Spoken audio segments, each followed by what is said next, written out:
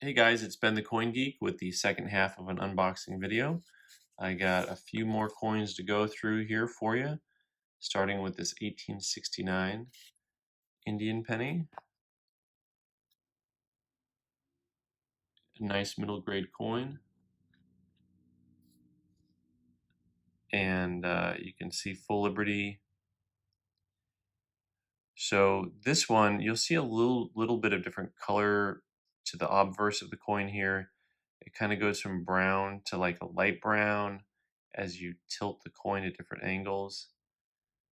And because of that, they called this coin clean. I think that's probably fair enough. It's mostly has a nice original brown color, especially on the reverse of the coin, on the back of the coin. The front of the coin has a little bit of that color gradation from somebody wiping it or something. I don't know. I've seen plenty of coins like that. It's not atrocious, but overall, it's a nice coin. So we shall see what we got next. 1870, the Indian head penny hits just keep on coming. More really nice uh, middle grade pennies. 1870. This one, do they not have it quite centered? Is it rotated like 5 degrees? Maybe it's rotated 5 degrees. Yeah, close up. There's your close up XF40. Overall, real nice coin. Trying to think of this guy, I think is about $350 in the grade that's in. That's once you get in those early 70s, they start jumping a lot in value also. And we're going to keep it going because here's a 72. And you'll see now that you've seen a bunch of Indians, you can kind of get a feel for where the wear spots are and where they're not. You'll see there's a lot more wear on the headdress, on the hairline right below the Liberty. There's some flatness there on the ribbon and the reverse of the coin. This coin has flatness naturally, so you see how strong it is struck up on the right side and then how flat it is on the left side. That has to do with the striking of the coin. That does not wear on the left side. So this is an example of how sometimes strike matters. And you see, if you only saw everything flat on the left side like that, you'd think the coin was really well worn, but you have the rest of the coin to look at and see that it's not that well worn. VF25, interesting grade on that. I think it could have gone 30, but that's okay. There's probably not a big jump in price difference. It's about a $300 coin. So the pennies, I think that's it on the pennies for now. We've got some more interesting early type coins to go through now, including this 1830. What is off a year going to do for your value, being off a year? 1830, 5-cent piece, half dime, and lots of detail to this coin. AU detail is cleaned. All right, so we can start taking umbrage with NGC on the cleaning. There's not any really heavy signs of cleaning lines or anything like that. Um, I sometimes I just wonder that if they assume it's cleaned because there's dirt spots on it and then the coin still has luster. I always like to look for actual lines before I call something cleaned, or a really unnatural brightness. So it's fair to say if something has a really unnatural brightness, right? But there is a continuation here that we're going to get into a really bad holding pattern in a second. This 1838 half dime,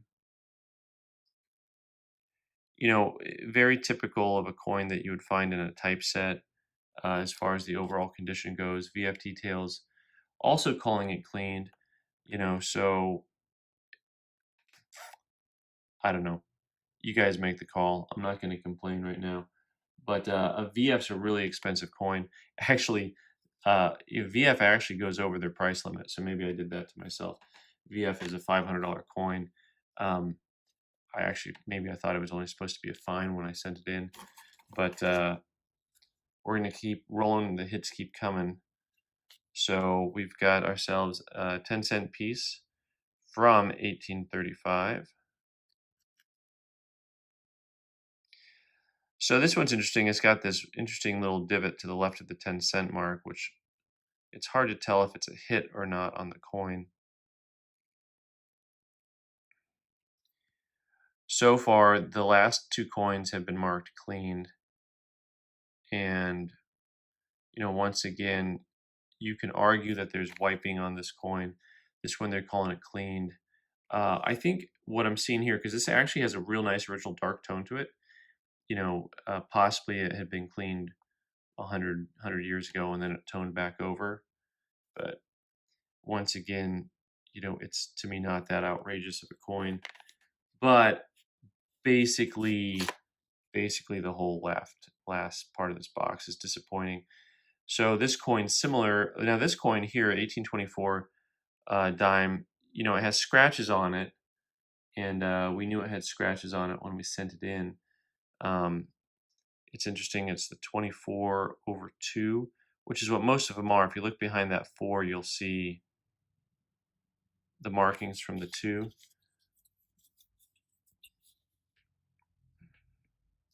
You can see the 2 popping out of the front and the back of that 4 right there. Of course, the scratches are there, and I knew that they were going to mention them. But, it's a coin that in VF is $475. I mean, with the scratches, maybe it's $250 instead.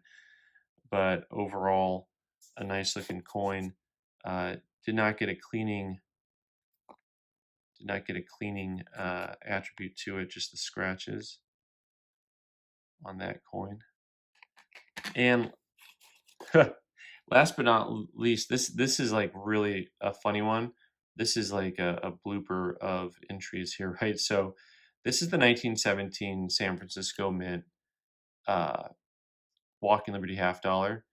And occasionally either you look at the wrong line or you just have a brain fart or whatever they call it. So 1970S 17 San Francisco reverse VF25.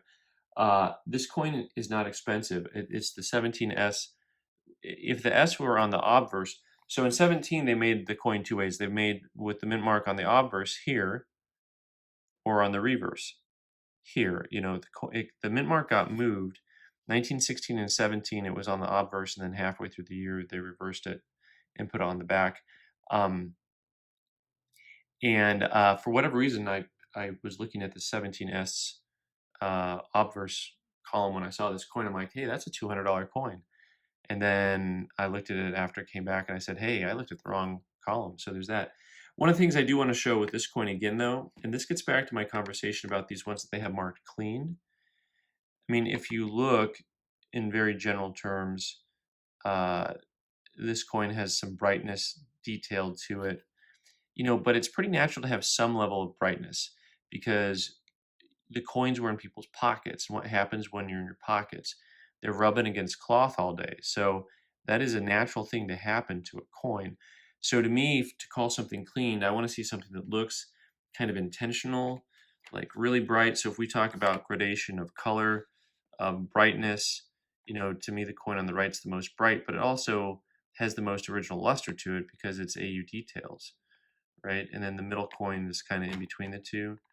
But I would argue that, these coins, the silver coins that they called cleaned, don't have enough cleaning to them to call them cleaned, if that makes sense.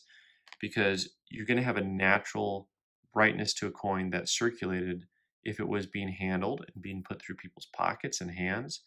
They're not all going to be a steely gray like a coin that's been in an album for a long time. I mean, maybe we should consider coins that have been in albums for long times to be more unnaturally toned than the other way around. So anyways, I'm Ben the Coin Geek. Thanks so much for watching. You can subscribe by clicking on the button in the corner and watch more videos on the right side of the screen. Thanks.